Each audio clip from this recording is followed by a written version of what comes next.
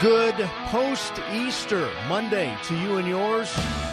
Thank you for joining us. This is the Frank Sontag Show. We are grateful to begin this weekday with a guest in studio that I had a moment with a few weeks ago. I spoke at a church in the San Fernando Valley, West Valley Christian, and she came up to me right before I began to preach. And as it turned out, I had heard about her from a very dear friend a few weeks before. Now, we can call that a coincidence. We can call that we know similar friends, or we can call that the power of the Holy Spirit, and anything else you want to add to that. But I will tell you this, it is my good fortune to introduce my guest, who is author of a book that's been out for, I believe, a little more than 2 years, Diary of a Vet's Wife, and Nancy MacMillan. Welcome to the Frank Sontag Show. Thank you, Frank. I'm happy to be here. Now, I want to get this out of the way first. Off air, we just prayed, and we both shared a little bit of our trepidation about speaking behind a microphone. I have it every day. I do this program, and you had mentioned, I asked you if you were nervous, and you said yes. Yes. And I said, great. Here we go. Okay, here we go. Talk about, before we talk about your powerful book, talk about your younger days growing up in a household by which it wasn't as if God was necessarily talked about or shared much about in your young days. This I know for sure. Right. I grew up in Cleveland, Ohio, where it turns out you came from too, which I just learned about, so that's exciting in itself. My mother was a stay-at-home mom. She had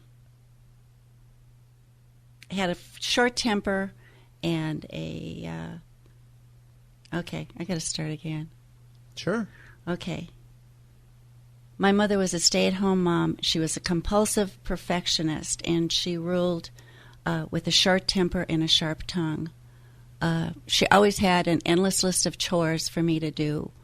And so when I came home from school, it was like there was always something to do, and on Saturdays. So it was very structured, very...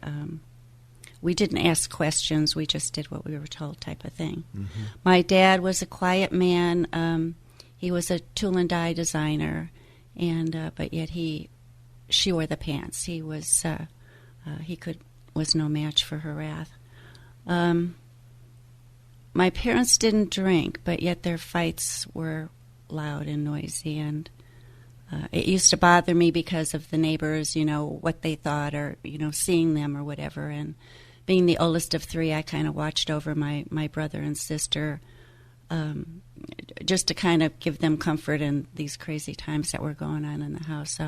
So I imagine you were like on a high alert a lot, just kind of monitoring the situation. Yeah. And my mom and I didn't really get along. I mean, I guess because I was the oldest, it was just a lot of stuff was put on me, and or if my brother and sister did anything, it would, come back to me that I showed them how, because I was the oldest, so they learned it from me. So I couldn't win. Was God a thought in your mind back then? Did you think much about God?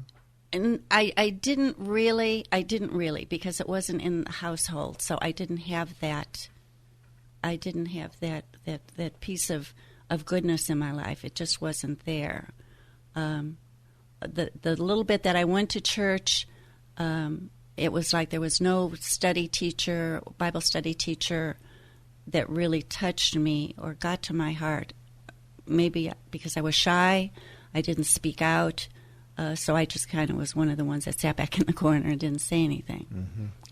You and I also have a similar background, not only in that we were born in Cleveland, but I was raised kind of in a Catholic household. And I know when you were a teenager, you attended a Catholic church. Right. Talk about that and what happened. Yes, I did. A friend of mine belonged to a church and asked me to go to his church. And I said, sure, and I went, and I liked it. I liked the church. I liked the ceremony part of it. I liked the incense, and I liked the chant, the songs. The problem was that there wasn't anything really spoken about God at the church. We had a missal, and it was written in English on one side and Latin, I gather, on the other. So you had to kind of try to follow, but it seemed like a lot was repetition. So we weren't, at that time, I wasn't there that long to, we weren't given any direction out of the Bible or spoken. The Bible was not spoken at all in that church, so that I was aware of. And this is when you were a teenager, correct? This is when I was a teenager, right. I probably was 17. Nancy MacMillan is my guest. How many interviews have you done in your life? This is the first one. Can you tell? No, you can't. But I just want our listeners to know that you're in here to really share a story of that can only be said is God's redeeming grace and love. And we'll get to that. And for many of us, we want it all to be wonderful and easy and no trials, no tribulations. And yet, as you've learned, God's with us through all of it, whether it's perfect, and which usually is not the case, right, or quite painful. And your book is called Diary of a Vet's Wife. Before we talk about the book, after high school, I know that you met a man and you decided to become married. Yeah. The person that I married was a man that I worked with, and he approached me, and we dated a couple times, and it turned out he was a college graduate. He was 10 years older than I was, and I actually thought that maybe he had come into my life to kind of take care of me and show me how good life could be, but we ended up getting married, and it didn't turn out that way. He just didn't have any ideas or ambition or anything of his own. He did work, but then after work it was just eat supper and fall asleep on the couch. So I was really too young to try to figure out what that was all about. We ended up having, we had 3 children. I love them so much and so dearly, and they've been through so much too. But we had 3 children. He was a good father, but he just wasn't, he had no ambition, and I didn't love him. So, I mean, talking about loving somebody, I had never known what love was. So this is what I was hoping to find, stuff that I read in a book. I didn't know where to find it. Yeah. So I finally... we had been married for 11 years before I finally had enough courage to leave the marriage and go on my own. It's kind of hard to think of leaving when you've got 3 little children and you don't know how to take care of them. But I had gotten a job at, prior to me leaving, I had gotten a job at the elementary school, Sugarland Elementary School, and I was the secretary to the principal. It was in Sugarland, Texas. We were in Texas by that time.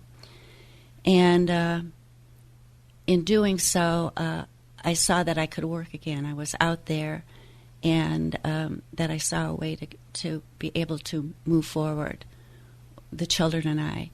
My husband had gotten transferred to another city, and I knew I couldn't leave. We had gotten transferred to Kansas City. My dad was in Houston, which, I mean, we didn't live next door. He lived in another county, but at least he was close. He and my mother had gotten divorced, and he remarried, and so I knew he'd always be there for me, and I just couldn't go into another state. I couldn't go to Kansas City and leave this behind. This was my one chance to try again. So I filed for divorce, and then I went to an agency and told them that I needed a full-time job to be able to take care of my kids and whatever. And we're going to get into that in a moment, but I want to emphasize the point. Coming to the decision to get divorced was not easy for you. No. In fact, it was very painful. Yes. You spent a lot of time deciding what to do. Right. And after a lot of soul searching, you decided to divorce your husband. Right. It was 11 years. I mean, it was definitely a long time. During that period, one last question, and then we're going to come back and kind of pick up where we left off. During that period when you decided to finally file for divorce, any conceptual understanding about God? Did you spend any time thinking about God? No. But in my heart, I knew divorce was wrong. Nancy MacMillan is my guest. Her book is Diary of a Vet's Wife. And when we continue, we're going to leave up where we left off, talking about Nancy's life. And there's a part of the book that I want to introduce when we come back. The subtitle, I'm purposely leaving out the subtitle for a reason, of which we're going to share the subtitle when we get back, which is The Heart of Nancy's Story. And we're grateful to have her in studio. Thank you for listening. This is the Frank Sontag Show. All call-in segments on the Frank Sontag Show are brought to you by the Azusa Pacific University phone lines at 888-995-5552. Thank you for joining us. This is the Frank Sontag Show. My guest is Nancy MacMillan, who I actually met a few weeks ago. We have a mutual friend, and Nancy wrote a book a couple of years ago, which is called Diary of a Vet's Wife. Now, the subtitle is at the heart of a lot of what we're going to talk about in the next couple of segments. The subtitle is Loving and Living with Post-Traumatic Stress Disorder. Now, PTSD is something we've heard a bit about for the last 30-plus years, or even farther back than that with the Vietnam experience. 50,000 people lost their lives in Vietnam, and we know more took their own lives here in the United States of America after the war. And Nancy has written a book that I suspect if I asked her the question, do you ever think you'd write a book? I'm sure it would be a story in and of itself, which we can talk about in a few moments. She talked about her childhood and being raised in a household where, for the most part, God wasn't talked about. Nancy was the oldest of three, taking care of her siblings, and in a household where there was escalation of violence verbally, and Nancy learned at a very young age to kind of be on the lookout.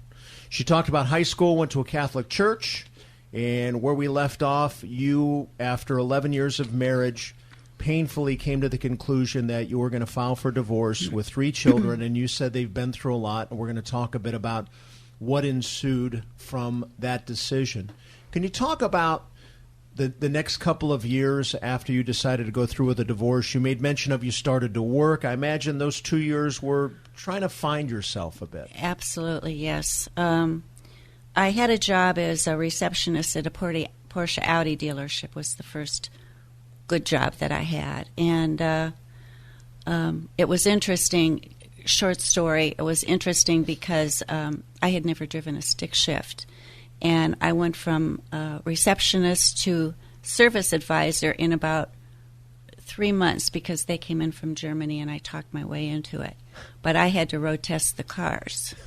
So just the automatics? I pretended to know what I was doing. And no. And so the mechanics had me out and back. I was learning how to drive stick shift in a Porsche. So it was just quite an experience. But it was just a little levity in the whole thing here. Sure.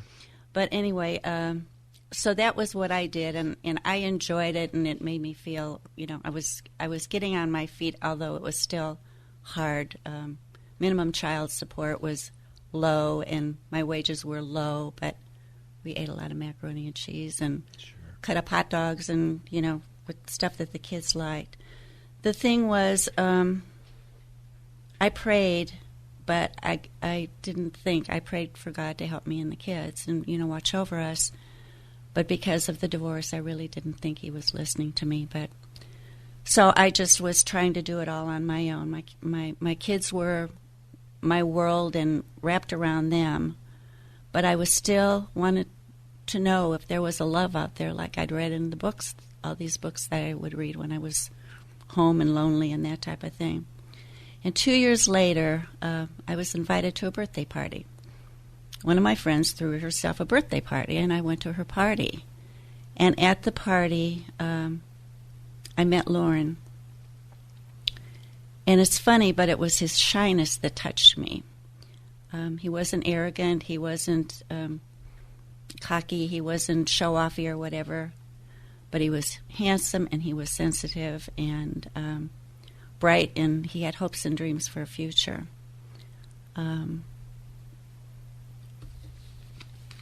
At the party,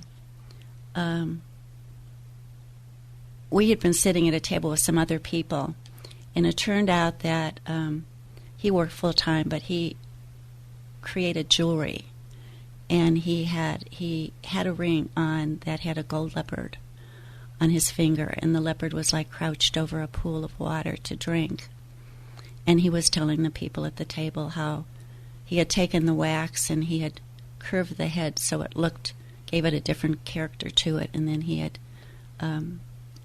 made it out of, through a centrifugal, I can't think of the word right now, it just left, but anywhere he cast it in gold, and he dropped it in my hand, and that was like the first connection I had with him, because I was this ring, and to show he had such sensitivity, and he was looking for something other than just the ordinary.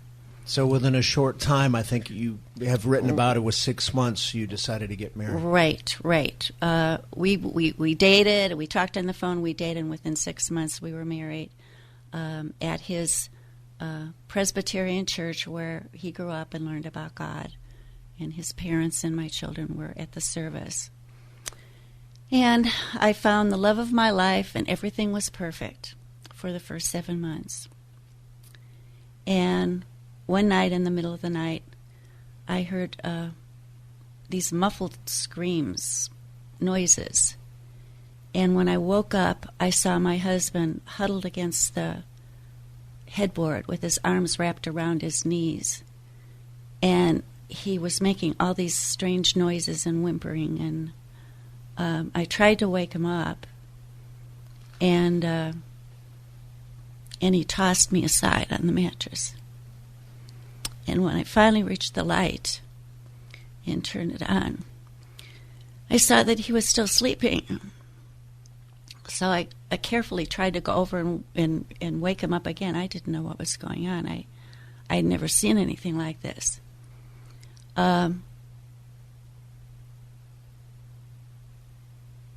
He ended up, we didn't go into the discussion that day, but when I told him the next morning at breakfast about what happened, he didn't remember it. And he told me that it must have been my dream, not his dream. So this is kind of how things went on. At that point, did he share that he was a veteran, that No. he served in Vietnam? I didn't. It wasn't mentioned. It wasn't part of the vocabulary. At the time of the dream, yes, I'm sorry. At the time of the dream, I didn't know about it until when we talked on the phone and whatever before we got married. I didn't know he was a veteran. And it was with the dream that he had mentioned. He had told me that Vietnam had come out in Vietnam. Nancy MacMillan is my guest. Her book is Diary of a Vet's Wife, Loving and Living with Post-Traumatic Stress Disorder. So he had this horrible nightmare. Talk about anything that God places on your heart that ensued from that night. We kind of just went on. There's all kind of things that were going up and down, and his moods were good, his moods were bad. I knew he loved me, but he would be silent. He would come home and stare at the television, and I would read. And then there were other nights when he would be drinking, and he would come in late, and I'd already be in bed. And this kind of went on up and down for a long time. He wanted a house, and we would go out on his motorcycle, and we would be looking for to buy a house. Could we get a new house? Could we afford to buy a new house? And this was weighing on his mind as well. So the nightmares returned, and he was staying out late more. And one evening, I remember he was sitting, or he had come home late, and I stood up and I approached him, and then he came in and he sat down, and he started telling me about an encounter that he had in Vietnam. Can we pause there? Yeah. Nancy MacMillan is my guest. Her book is Diary of a Vet's Wife, Living and Loving with Post-Traumatic Stress Disorder. When we continue, Nancy's going to share the story that Lauren told her, and we're going to talk about their life together, and we're going to talk about when God entered this wonderful woman's life. We'll talk about all of that and more as we continue with this, The Frank Sontag Show. Call The Frank Sontag Show on the Azusa Pacific University phone lines at 888-995-5552. This is The Frank Sontag Show. We are grateful that you have joined us on a very special afternoon where my guest is author Nancy MacMillan. Her book is Diary of a Vet's Wife, a memoir, Loving and Living with Post-Traumatic Stress Disorder. And Nancy has shared her story of being married to a man for 11 years that she really didn't love. They had 3 children. Painfully, she decided to file for divorce. Didn't really know God at that point, but on some level knew that God didn't like divorce, and so she prayed and prayed, and Lauren entered her life a couple of years later. They fell in love after 6 months and were married for 7 months. Everything was great, and then Lauren started to show signs of some struggles, of which one night, an awful nightmare, and shortly thereafter, Lauren had shared with Nancy that he was a Vietnam veteran. Nancy, pick up there. Anything? I know you've got a lot of details, some things you want to share. Just begin to share with whatever you want here. The story that I'd like to share that hit him so hard was that when he was in Vietnam, he always walked point. He told me the soldiers that walked point weren't hit first. It was the guys behind that were hit. So while he was over there, he met one of his superiors. I can't remember now what he was called, but they became very good buddies. And he and Lauren used to sit and talk, and he saw pictures of the wife and the little children. And Lauren liked him because he respected Lauren's ideas and his opinions, and they would sit and talk. And Lauren never knew his dad, and he said that he considered he would have loved to have a dad like this. So one night they were out walking. They were in the jungle, and he was walking point, and he heard twigs snap in front of him, and he dropped off the side of the road on his stomach and facing forward, and the guys around him did the same thing. And his friend Proctor was third, and he was hit. He didn't get down in time. So he knew that he was hit, and they went and they did what they had to do to get rid of the problem, and then he came back, and Proctor didn't make it. He was dead. And it really, really tore him up. So it was having this, to me, this guilt that he carried was so devastating. And most of the other stuff he didn't tell me about. He wouldn't talk about it. It was just stuff that he kept inside of him. And he would just say, I can't tell you, Nancy, I can't talk about it. How was that for you? That must have been really, really hard. Well, it was hard because I loved him, and there was no way I could reach him. So what do you do? What do you do when someone has cancer? You do everything you can. You can't take the cancer away, but everything that you can. So I just did what I had to do as a wife, and whatever I had my children, I had my job. He had his job. His drinking accelerated, and late nights accelerated. He'd come home and fall asleep on the couch and that kind of thing. Was God a thought at all during that time? I would say I prayed, but I can't say I did. Yeah. I can't say I did. My head was too full of so much stuff. Yeah. He hadn't come into my heart yet. I didn't know the God that I knew lived up way far up in the sky. He lived up in heaven, So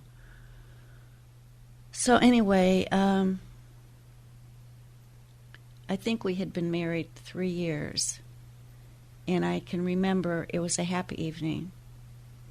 And it was the 4th night in a row Lauren had come home in time for dinner. And we went into the living room after dinner, and Lauren was watching TV, and I was reading my book. I'm always reading, and it was a nice evening, quiet evening. I didn't have any turmoil for a number of days, which seemed nice. It was a different change. And then Lauren got up and started heading down the hall, and I watched him over the top of my book, and for some reason something nudged me. I should get up. I didn't know why. He was probably just going to the bathroom. So I got up and went down, followed down the hall, and as I got into the doorway and then going down the hall, it was empty. I walked down, and our bedroom door was shut, which during the summer my children went and stayed with their dad in Chicago, and this was summertime, and I opened the door, and when I opened the door, it was dark. There were no lights. I didn't see Lauren. And as I'm looking, I could see a sliver of light outlining the closet, the bedroom closet. So I walked around the edge of the bed and walked around and opened the closet door. And my husband was standing against the clothes on my side of the closet. And he had his rifle resting against his body and against the blue shirt that brought out the blue in his eyes. And I didn't think. I just grabbed the barrel and I pulled it towards me to the floor. The rifle went off. I can remember the smell of the powder. I can remember stuff flying all over, wood and concrete and whatever. But by the grace of God, neither one of us was touched.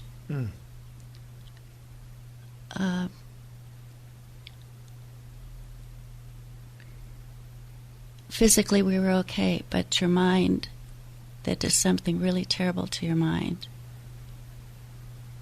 The numbness and whatever, thank God, he makes people numb. So you just go and you do what you have to do. I took the rifle, I put it under the bed. I took him and walked him into the living room and sat with him while he cried in my lap on the couch. So then we just continued to go on and try to do what we had to do. Nancy MacMillan is my guest. Her book is Diary of a Vet's Wife, Loving and Living with Post-Traumatic Stress Disorder. So he attempted to commit suicide. Yeah. So it took me about 3 weeks before I had enough courage to call anybody, call the VA. I mean, you don't know what to do, and I'm not a bold person, as you can tell. And so it took me about 3 weeks before I had enough courage to call the VA. And I know Lauren would be furious with me if he knew I had told anybody. And the VA wanted me to get him in for treatment. And I told them, I said, I know he will never go. And they said, well, we'll come and get him. And I said, no, you can't do that. They said it would only take my signature, and then they would come get him. And I said, that would never work. He has a rifle. I said, there'd be a gun fight in the middle of my front yard. I said, I can't do that. So I hung up. He didn't know my name, so I hung up. Nancy MacMillan is my guest. Her book, again, is Diary of a Vet's Wife, a memoir, Loving and Living with Post-Traumatic Stress Disorder. When we continue, Nancy is going to share more of what transpired after this first suicide attempt by her wonderful husband, who was a Vietnam veteran, and we will talk a bit about Nancy's struggle and how God enters all of this in a way in which many of us, we think when life is so painful and void, we think God's not with us. And I know the heart of why Nancy is here is she wants to tell her story about what God has done in her life, and we'll do that in a few moments. More of this in a matter of moments. This is the Frank Sontag Show. Call the Frank Sontag Show on the Azusa Pacific University phone lines at 888-995-5552. This is the Frank Sontag Show, and my guest is Nancy MacMillan. She's an author of a very powerful book entitled Diary of a Vet's Wife, a memoir, Loving and Living with Post-Traumatic Stress Disorder. And she has shared about her husband, Lorne, who was a Vietnam veteran. And Nancy talked about a story where Lorne was part of an operation where he was running point, and a man that he really grew to love as a father figure was tragically killed in Vietnam. And he brought that back to civilian life, as so many vets have done from that war. And Nancy has written this book in honor of vets, and mostly, and first and foremost, in honor of God, who rescued Nancy, of which we're going to talk about in a few moments. If you would, you had mentioned that Lorne tried to kill himself this one night with this rifle, and you somehow got involved, and then life kind of gets back to normal, even though you had called the VA and really weighed out the idea of having him get some help, and you realized that wasn't the right thing to do at that time. Right. Then life goes on, and you just kind of live with it. Yeah. The up and down, whatever happens, and ins and outs, and the drinking and non-drinking and whatever. But as long as it's you sort of know where he is, and you know he's coming back, and you just kind of keep going on. So it was probably 6 years after that his company transferred him to California. The children had started college already by then, and they couldn't get a refund because it was in September. And Lorne promised me it would be a new beginning, that he would change if I would agree to go to California with him. I prayed for an answer.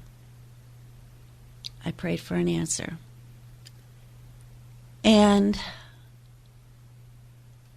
in 1985, I left my children behind. Had I made the right decision? I didn't know at the time, but soon Lorne was back to his old ways. Again, time goes by, and one day he came home from work and he told me he could no longer live with another person, that I'd be better off to find a place of my own. I was too exhausted to fight back, and I found a room to rent. He moved all of his things into our RV.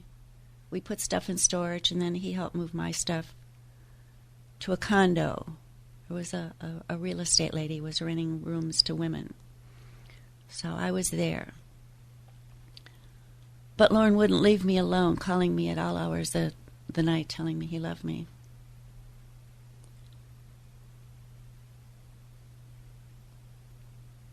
His second suicide attempt put him in the hospital. That was in March of 1990. I'm not going to go into that one. Mm-hmm. I was scared with no place to turn to. I loved him, but how could I help him? I told him I could no longer talk to him when he was drunk, because it would just be the same words over and over and over and over again. Never think anything different. Then I feared he was stalking me. I prayed constantly, but I honestly didn't believe God heard me. I had broken his law. I was divorced, and I had no one to talk to. Only one person shared my secrets. It was God. In June of 1990, one night Lorne accidentally broke my bedroom window. He only wanted to talk to me. The neighbors called the police. It was a huge mess, and he was arrested. And I was terrified. A friend of his bailed him out. A trial day was set for the break-in. The state was prosecuting. He continued to leave me messages day and night. I knew he loved me, but I feared he would try to take me with him rather than lose me. After jail, he was released. He came by my house. And I was too scared. He was at the door saying, just come out in the lawn and talk to me. Just come outside. I didn't want to go outside. I'd seen too many things on TV about, estranged wives being shot by their husband in the front yard, and I thought, I don't want to be on the news. So you feared for your life at that point. I did. And I said, I'm not coming out. And then he proceeds to bend down at the door, and he's talking to me through the mail slot. I could see him watching me through the mail slot. And I backed into the kitchen. I was still watching him and got the phone. And I called 911, and he saw me. And he saw me crying, and I watched him crying. But it had to be done, and I watched him leave. The police showed up after he left. They didn't get there in time. And they reprimanded me for not filing, I can't remember the word when you don't want somebody to... Restraining order, yes. Yeah. And when they left, they gave me the line, a hotline card of numbers to call when you need help. Mm-hmm.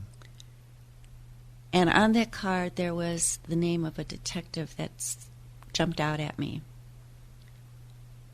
And I thought, I got to talk to somebody. Mm-hmm. So I called this detective. He sounded just like somebody on TV. And I called him and told him what was going on. And he understood. He'd been experienced in that. But the one thing he told me was that I needed to get a gun. Mm. He said, because you don't know what he's going to do. You don't know if he has a gun. And you need to be ready to protect yourself.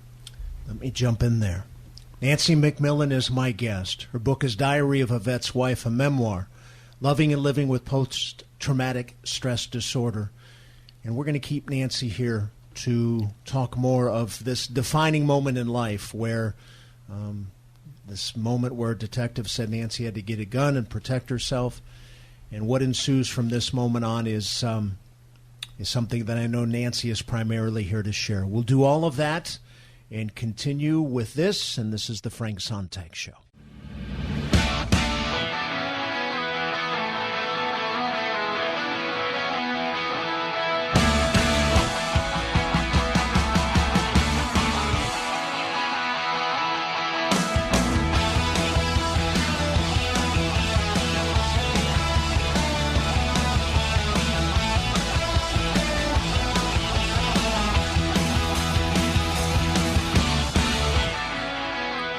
Thank you for joining us on this Monday, post-Easter. This is the Frank Sontag Show. And if you're just tuning in, my guest, Nancy MacMillan, was here the first hour. We're going to keep her here a little while longer because she has quite a story to tell. Nancy's written a book entitled Diary of a Vet's Wife, a memoir, Loving and Living with Post-Traumatic Stress Disorder. And Nancy has talked at great length about her life, and her love for her husband, Lorne, who was a Vietnam veteran. And for about a decade, Nancy lived with Lorne and loved him and saw what so many, many families have seen in effect of PTSD and the Vietnam experience. Nancy was just sharing a story that it got to a point where Lorne wanted to live alone. Nancy got a separate place. Lorne visited her one day, and I don't know if it's the first time, but I suspect that was a time in your life where you had shared, you really had a sense that you were in danger. I did. And you had reached out to a local detective. You were given a card when the police visited after Lorne had left, and the detective suggested you get a firearm to protect yourself. And I just would love you to pick up in that point and just share whatever God puts on your heart. Okay. A gun. Okay. I never held a gun, owned a gun, anything like that. It sounded pretty drastic because I could never think of shooting my own husband.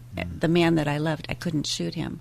But the detective said that when they're in that state, and if he'd been drinking, he said he's seen many strung-out vets that will attack, and that the gun will be protection. And he did say, buy a gun, learn how to use it, and make sure if you have to use it, you stop him. It didn't mean I had to kill him, but he said, if you don't, the gun will be in his hands, and then it's over. What did you do? I ended up getting a gun from a neighbor, so I happened to have a gun. I had another friend that took me to a shooting range, and I shot and shot and shot and shot. I was the only woman in there, and I fired until I was really close to the center. And I felt confident that I knew how to hold a gun and whatever, but I could never picture shooting my husband. So I just prayed that I would never be in that position. Never. But it still was on my mind.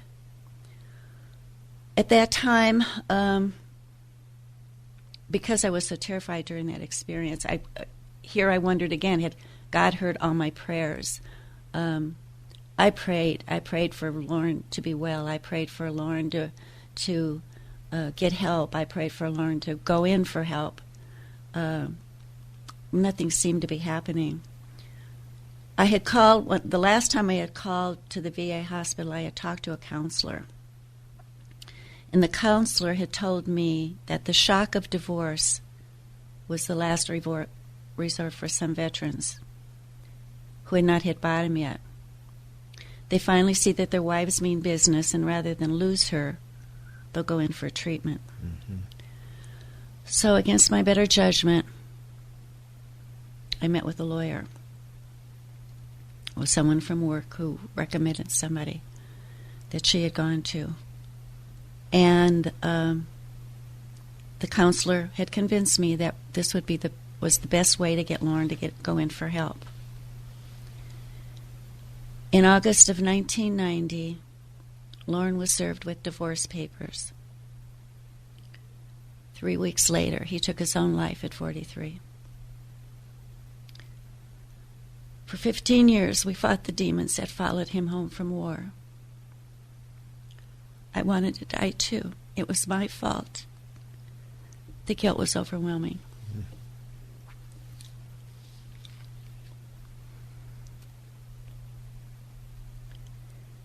In my brokenness, I tried to find an answer. Why had this happened? Why did we have to go through this? Were we so insignificant that we didn't matter, we didn't count? Then one day I was stumbling through the radio and someone was talking about Jesus.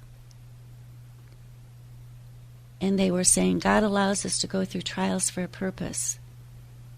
God speaks all the time. We just have to listen. I didn't know what he was talking about. I had never heard those words. Could they be true? From then on, I had to know more. Every chance I had, I listened to 99.5 KKLA. My thirst was unquenchable. In 2004, one day, I prayed a prayer to the radio for God to forgive my sins by grace alone and come live in my heart. I actually prayed it a couple times in case he didn't hear me the first time. It seemed too simple. I learned I must be in the Word, the Bible. I had never heard that. I now knew the Bible was God's living Word, breathed for me to read. I wanted to know everything he had to say to me. I wanted to know the purpose of my existence and Lauren's death. My eyes and heart were opened. They talked about fellowship. I prayed to find a church with those who believed was what I was reading. And I did. In January 2007, I found Shepherd Community Church. In June of 2007, I was baptized, symbolizing my death to sin and my new life in Christ.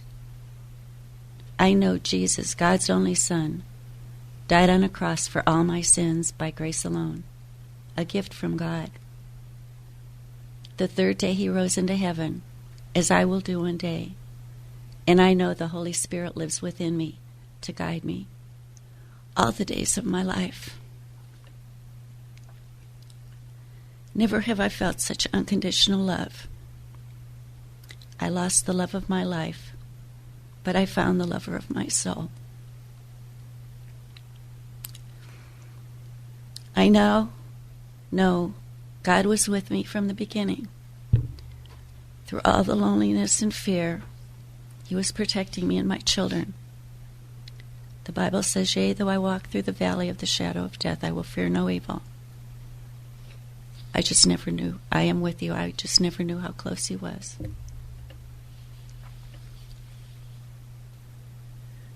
During the first 3 years after Lauren's death, I was nudged to write a book about my relationship with Lauren. That was absolutely crazy. I had no idea how to write a book. For 3 years. Finally, the push turned into a nudge. In 1993, I bought my first computer and I began to write. It was hard, really hard, to relive those experiences. It was so hard I couldn't do it. The only way that I could do it was I created 2 characters, Caroline and Mitch. And I wrote the story about Mitch and Caroline.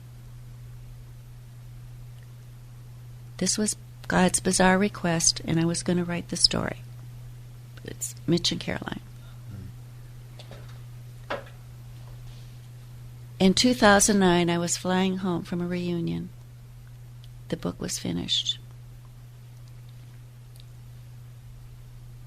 And I'm on the plane, flying home from a family reunion, and the laptop was on my lap and the sun is shining through the window on the carpet. And I'm thinking, okay, I've written a book. Now what do I do with this book? Right. And a voice said,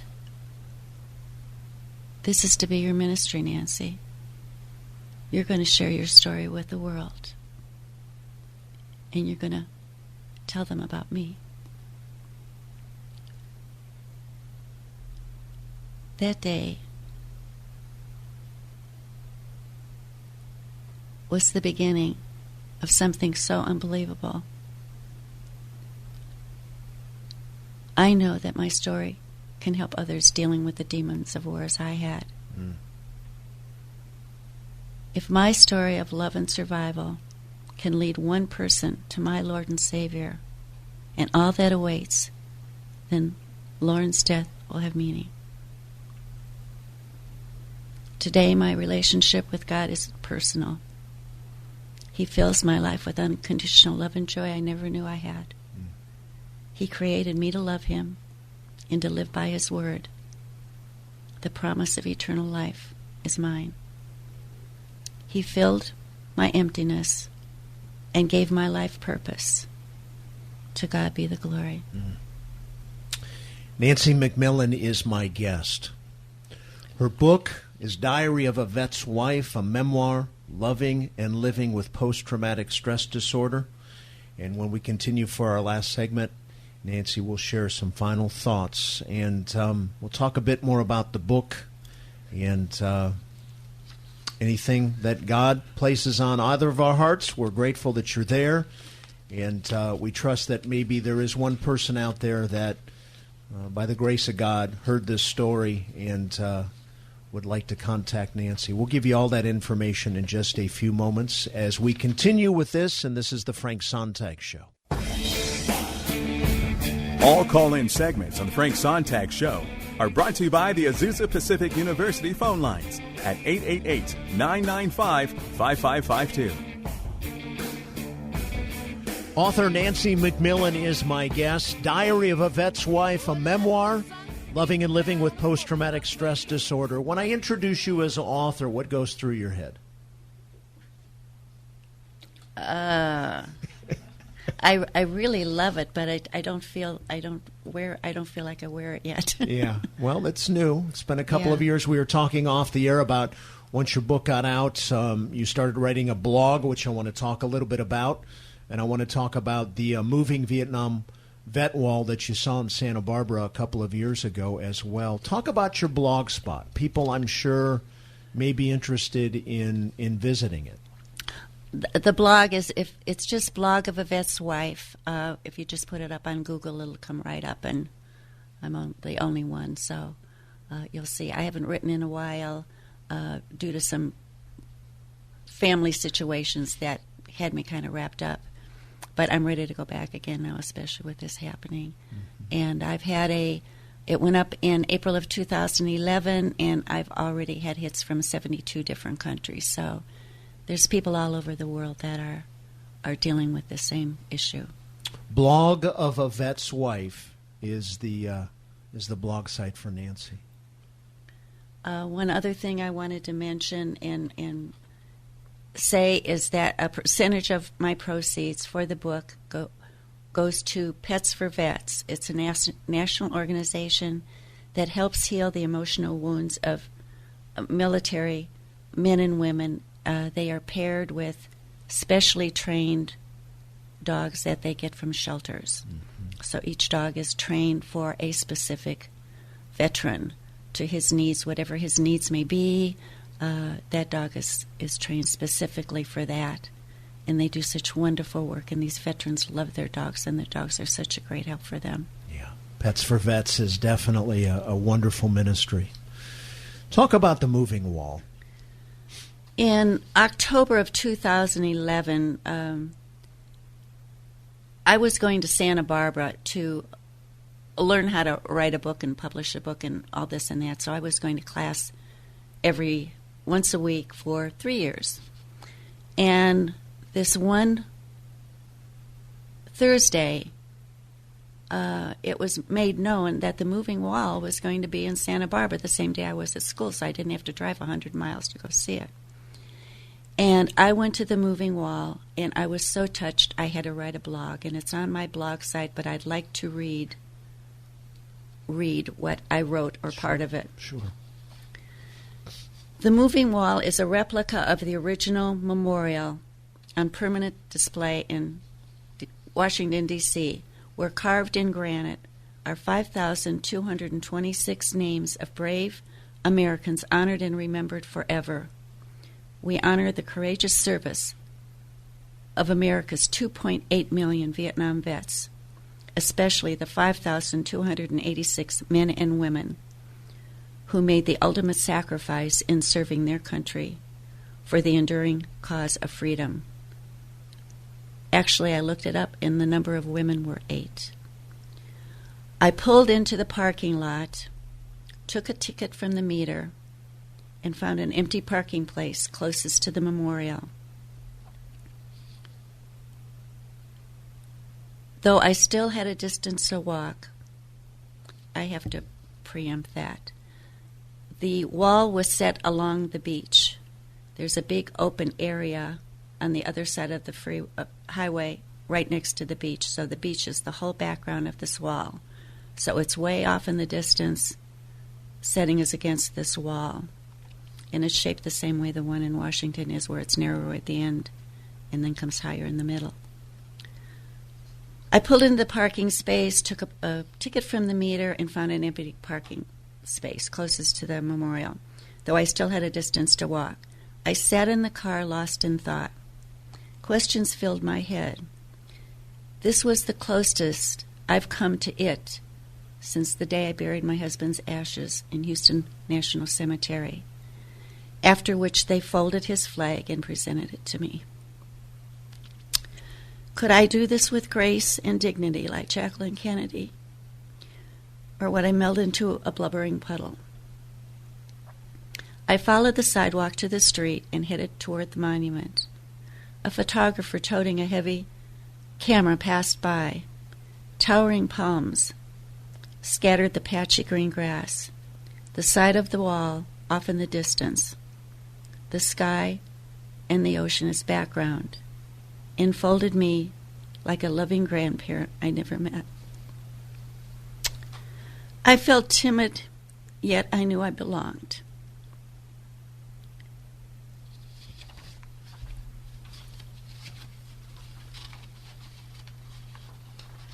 In the distance, the long, narrow black wall appeared to rise out of the ground, where people stood like toy soldiers, set in groups of 2 or 3. Flags of many countries rose high against the hazy afternoon sky, furling in unison. A large kayak tent stood guard off to the right. As I drew near, the black panels began to reveal meticulous white lettering. Snapping flags overhead muffled the soft murmurs of family members, still clutching framed photographs to their chest as they stood solemnly, talking with counselors near the wall. It was surreal until it hit me.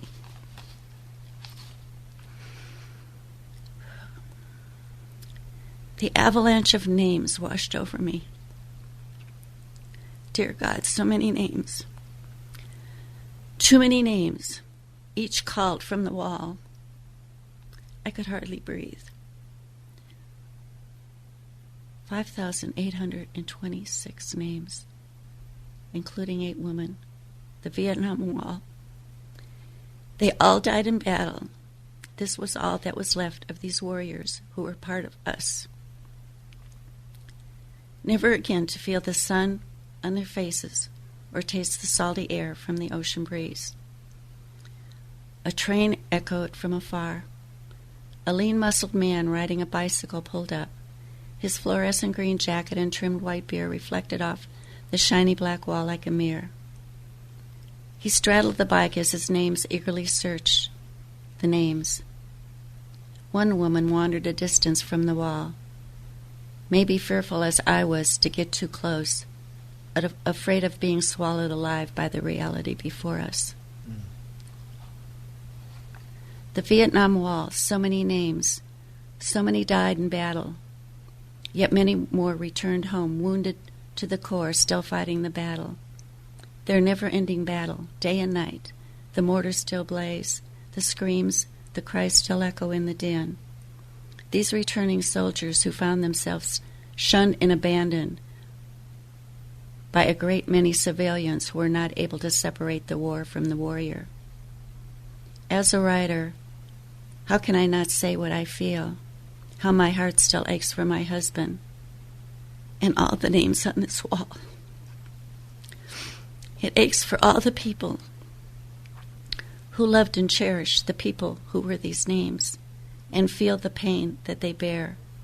I reached out and touched one name, Leon B. Smith, and raised the second. Raised in white letters, my heart hurt. Then I noticed a sign that read, "Do not touch the wall." I spent a large part of the afternoon sitting on the grass at a distance from the wall, journaling, taking pictures, and thinking. How can these families heal? I wrote a book which allowed me to put my heart on paper. I may have found healing, but I can never forget. Occasionally, I'd wander up to the wall and walk its length, looking at the volumes of names which loving parents carefully chose for their precious newborn, as they envisioned the bright future their baby would grow into, and never dreaming the name they chose would one day stand as part of the history of our country. My guest is Nancy MacMillan. Her book is Diary of a Vet's Wife, a memoir, Loving and Living with Post-Traumatic Stress Disorder. Nancy, we've got about a minute and a half. I just want to thank you for being on the program and for sharing your story and for speaking of your Savior. I know this is something that was difficult to do. And as we were reminded just a few days ago, our Savior hung on a cross for us and rose again yesterday. And I cannot think of a more poignant moment to just thank you for being so courageous and so willing to share your story and talk about your true love, which is Jesus Christ. Thank you, Frank. Thank you. A Diary of a Vet's Wife, a memoir, Loving and Living with Post-Traumatic Stress Disorder. And Nancy's blog is blog. Tell them. Blog of a Vet's Wife. Blog Plain of a and Vet's simple. Wife. Blog of a Vet's Wife. Thank you, Nancy. You're welcome. All right, God bless you. God bless you, too. We're grateful and thankful that you are listening to this, and this is the Frank Sontag Show.